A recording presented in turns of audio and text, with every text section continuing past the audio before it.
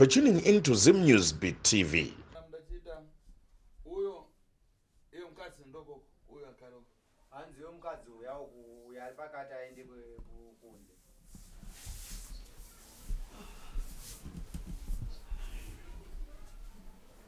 Uyo sinema mwana wakaruka. Hanzi yo mukadzi pakati uyu arukwa hazi ndiye murume wako. Ndiye. Kofuna khala kuka pakatangura. Ndakona kale kakuno kutuzwa muchita brigadera. Hanzi koma wangu kugara kunze seko ndichitokona yangu. Vinapa iwe ontani Robert. Uyu arikwa kuyamba uyu ampata nchito kuboma. Zvanzi Robert Sekuru. Unoona muzukuru wangu ane tishete white ari kwekutanga kudhoo. Anoshanda basa ku government. Ndikuona. Hanzi zviri kuoneka zviri kubuda ipapa. Nzakuudza tokuchita. Hanzi ndichazokudza kumberi.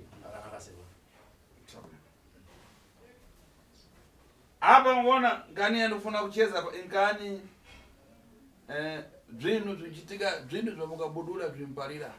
Hanzi zvino vazukuru vangu muchipinda pada munhingiri pamusiwo pangu apa ndaona mune kutambura kwamuri kuita asi mumabhurugwa umu munotambudza. Zvinhu zvemburugwa izvi zvinotambudza. Marora. Hanzi kurora uku kunotambudza. Ndonkani iri pana vanhu vakuona. Hanzi ndo nhau iri pane vazukuru vangu vauri kuona vagera apa. Pane nhau iri kuvanetsa yachona asi zvichibva mukurora ikoko.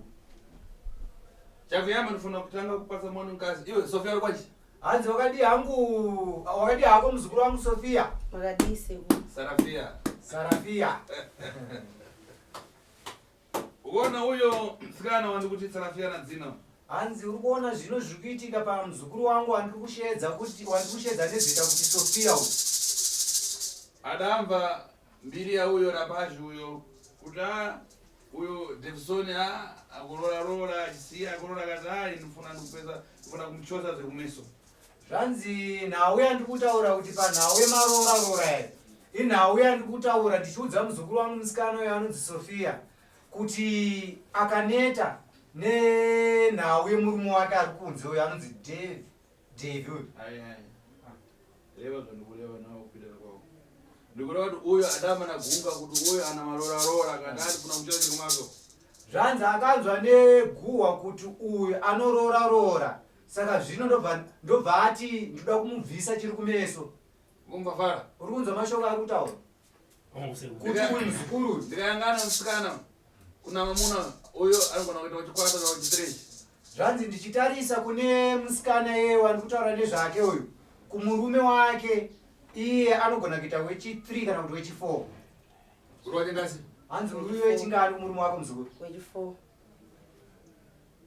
Uyo akwatira apita. Hanzi aite akarora obva uyo mukadzi woenda akarora mukadzi woenda. Chokwadi. Saka uyo manje nakufuna muyu kuti ine nkhala adamboba adapita ukadamba nagunga kuti kuna nyabeza kuti kuna nkasa nyita zvakuti ukapita anokukonzera nyumba ichikhala bwino. Saka zvino manje muzukuru wangu sikana uyu ari mukunetsekanawo achiona zvaitawo murume wake sinzi aita akatora osiya. Yanga natengewa adasiyiwawo pomwe. Iyewo futi muzukuru musikana anga akatorwawo asiyiwawo futi zvakare. Ndokudawo kusimbisa imba anzwa mbiri achiziva kuti ndakambosiyawo imba futi akazonzwa kuti kune munhu anogona kugadzira anokwanisa kumisa imba yako. Anitwa Makazhu. Anonzi Makazhu. Kuti munhu yaigona kugadzira. Ndizvo musikana? Chokwadi. Uona uyo Rabaji wana chadororoka manje kuti ngachipotana madziro manje. Hanzi muri kuona zvino uyo mukomana muzukuru uyo akadororoka uyo akungotendera nekuita kuchipota nemadziro manje. Chokwadi. Uona zvitambo zvidamangiwa profita yekutraya zvokukanga. Hanzi apa zvino tambo dzakasungwa pese maprofita arumbotrayawo minamato kuti asi hazvisi kuchinja. Aidofunda hapa achitangata kubva pfari tere. Hanzi kumashure uku aitoita kutopenga kurasika njere asi pane zvinezvi zvakumbata achiita kunge ari kudonha pfari. Uya rapaswa mangwara kuti ajeso mutsima. zvino musikana uyo akapiwawo mushonga kwewe kwaakaenda kune munhu yaigona kumisawo dzimba akapiwa mushonga kuti ape murume wake muchikafu akamupasa masiku mairi kudya bwino akamupa 2 days achidya zvakanaka rechitatu kuzwa kuti unomwisira mazi asambe kutoilet muratrina zuva rechitatu ndokuudzwa kuti unofanira kumuisira mushonga wewe mumvura yekugeza mutoilet amwisira mazi kuti asambe amuisira mvura yekugeza iya achimaliza kusamba adachoka muratrina ari kwekubvara akamiza anzi achingopedza kugeza akabuda mutoilet achimhanya asina kupfeka hembe adangoyamba ngoti Sofia mutoilet akatanga kushedza zita achingoti Sofia mutoilet Ndizvo nini? ndizvo here Ndizvo chokwadi. iwe Devson ai kwanji wakadii muzukuru adayamba Sofia mutoilet apo kani idatokota idadzikana na mwana wese ananyera mberere wese tumuone wese taziwa kani uyatingotaura Sofia mutoilet saka zvino paakabuda paya achimhanya asina kupfeka achishedza zita rekuti Sofia mutoilet akarishedza kwenguva yakareba achingomhanya achingoshedzera zvekuti zvakazikana nevanhu vakawanda zvakanetsa vanhu kuti chii chiri kuitika kuti munhu ari kushedza kuti Sofia mutoilet Zvechokwadi zvisinei. saka kani uyo musikana akasvika pachena kuti imwe ndobvaunganidza hama dzakumurume hama dzakwake kuti ndifuna kutaura chokwadi saka zvino muzukuru wangu musikana uyu akazoona kuti nhau iyi pari kushedzwa zita rangu uyu akazvipira kuti abude pachena kushedza hama dzekumurume wake nehama dzekwakewo ndobva adziunganidza uyo ari kwekuyamba uri kuona uyu ari kwekutanga wandataura uya migwardha musupport unit wekumozambique aifana kutomwika mporoporo mukadzi aitoda kutopfuura mukadzi uyu nepfuti mainini wacho achida kupfuura maiguru nepfuti nekuti uyu musupport unit wekumozambique migwardha saka kanini idafika kwa mfumu saka zvino nhau iyoyi yakapedzisira yasvika kwamambo uyo achiedza kuti ndapaswa mangwana namamakazi waye uyu musikana kuvapitirana vantu iwe dikira musikana kuvapitirana vantu amamakazi waye kuramba kuti inenge ndakapasa munhu mushonga kukanganiswa kwakoyo kako saka zvino zvaenda kun'anga mukadzi musikana uyu akasvika pakutaura chokwadi kuti zvinhu zviri kundinetsa ndezvekuti murume wangu ari kushedza zita rangu asi ndakaenda kun'anga yekumozambiki inonzi Makarju yakandipa mushonga wayakandipa ndakapa mushonga wekuisira murume wangu muchikafu ndakamupa 2 days mushonga wechikafu mushonga wekuisa muchikafu kechi3 ndakamupa mushonga wekugeza ari mutoilet akazobva imomo achimhanya asina kupfeka achishedza zita rangu saka ndokumbuka ndini ndamudzonga saka ndaakufunga kuti ndini ndakamukanganisa izvi aizvitaura ari kwavanga vafamba kwamambo uyo napaja achitwa Livingstone saka uyu wandataura kuti musupport unit uyu anonzi Livingstone uyu adatukwana uyu nyabezi ule akanoenda kumba kweng'anga iyaiya akanoipopotera achiituka kuti tsudzirani familia wanga achiti imimi sunungurai hama yangu sunungurai mukoma wangu uya ichokoko mama chibesa achitirawa na mwana uyu achibva ikoko kwaakaenda kunopopotera ng'anga kumba achisvika kuchifiwa nemwana mwana umanya kuna mai ndikunyepa ire naizvo chokwadi sekuru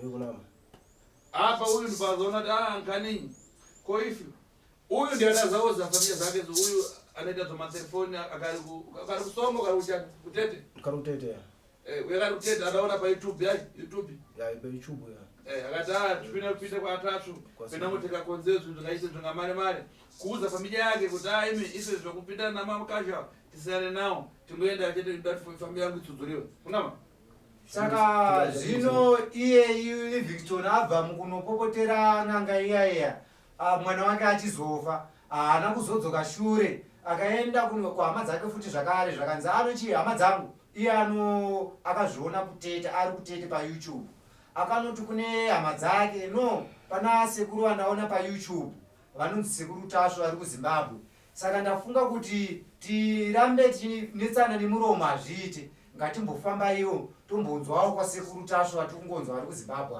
hazvisiri zvere nai Livingstone chadidi sekuru chadidi So imi mnamtazira Nyabezo. So ini anobwera pano. Hanzi zvino imi ndimi makataura kuti awa nozvikutaura neng'anga izvinonetsa. Makaitadza ng'anga iyi. Asi inini pamatambudziko angu vazukuru kuti ndigone kukubatsirai. Ndiri kutoda ng'anga iyoyo.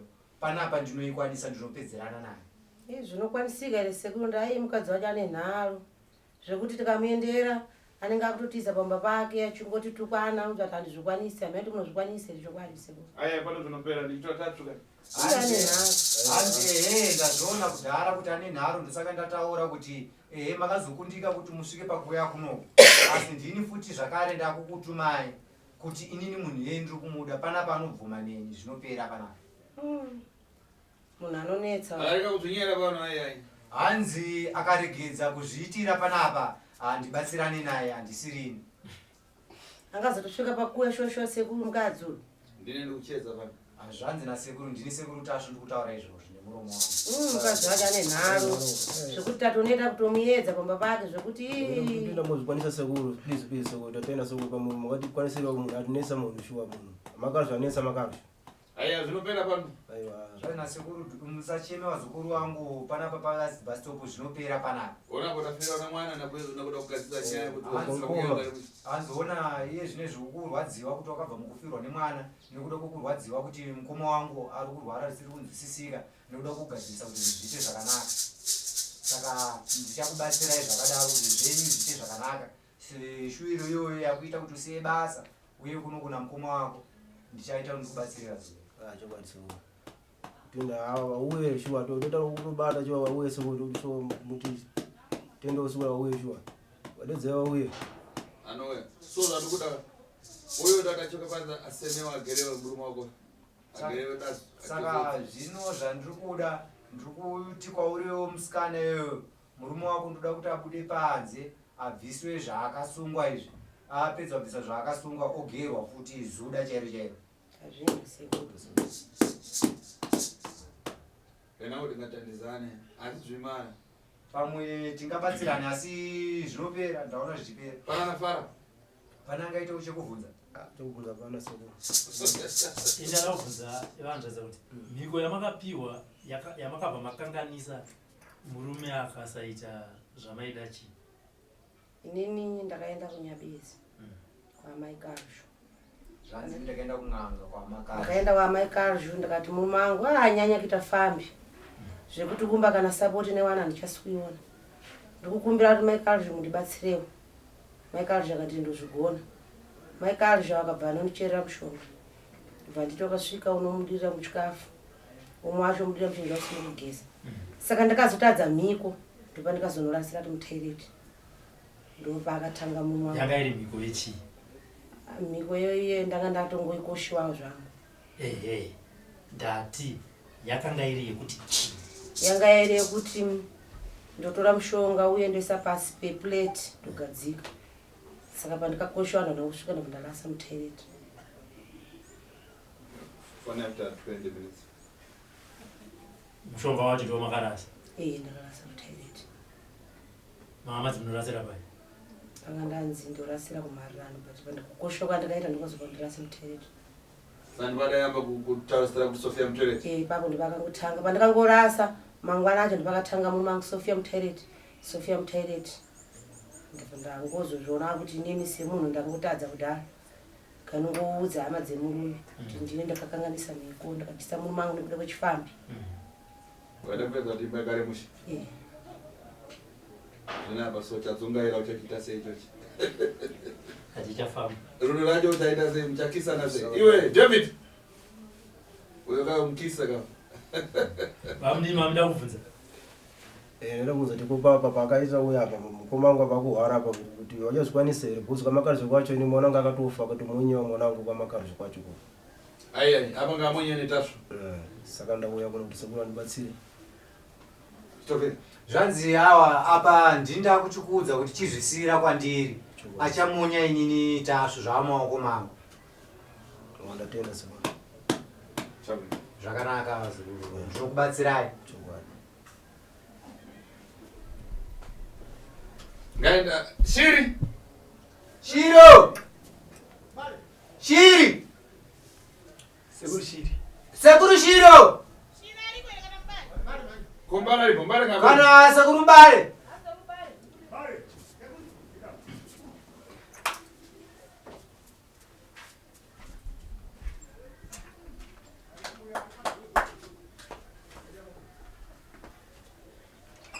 Uyo rapacha alifunza na chishukuru. Akachoka banzi mubateni nzodzi idzo dza profitedzo. Akakare kunyumba yachikaranga kuti zakudza ana mushonga funa kutanga agesa uzodera musha. Chokari banzi uyo akarapo. Ngandi nzodzi dzadeswa dzamutupisa. Ya saka zvinoti izvi zvichisununguka ichienda ipanzi pana sekuru wauya wakapfugama apa. Vachanodambura tambo zvainazvo izvo. Pane mishonga anofanira kuzopiwa. Ndozokuzarudza kuchita kuti amakazha abwere. Asi tichazokudza zvakare zvinoita kuti amakazha vauye. Awa zvakanaka ndichakupai mishonga yamuchaenda nayo kana muchitya kuti vanotyisa inonokubatsirai muri. Imapoenda kumba kwavo. Imunokara basi iwo ndanozoya kuzokudza kuti imi ndabwera kuzokusunungurai tipiteni. Hanzi imimi hamuende kumba kwavo. Ndichaita zvokuti imimi vaite zvokuuya variwo vega. Kunyumba kwanu. Kumba kwenyu imimi vaite zvokuuya kuzokudzai vega. Asi kuti shosho anozouya era makazha. Anouya. Atimirei Hanzi anouya. Atimirei kuna sekuru tazvo. Ndiye ndarewa ngati. Ino sekuru. Ngatimirei papo uzodzoka uchiti sekuru munhu asati auya kumba kwangu. Hazvadzi vachauya vega kuti vazoti ndauya kuzokusunungurai.